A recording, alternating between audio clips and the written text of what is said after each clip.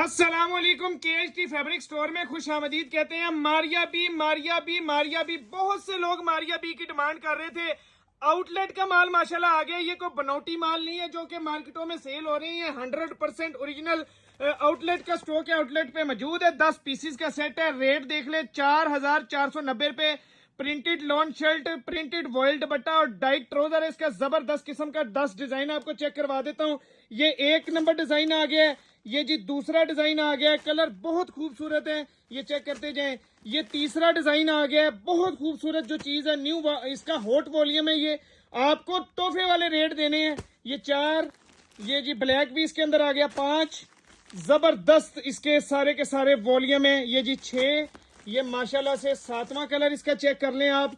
बहुत hot volume है, सबसे ज्यादा इस टाइम ये डिमांड पे था। ये 8वां कलर, ये माशाल्लाह से 9वां कलर। कौन सा कलर है जो इसमें नहीं है?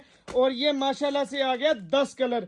10 पीसेस का सेट है। जल्दी से ऑर्डर बुक करवा लें। रेट देने लगा सिर्फ 2450 रुपए में सेल लगा दी है। वैसे ये मार्केट के अंदर 2800-2900 रुपए में होलसेल ये सेल हो रहा है।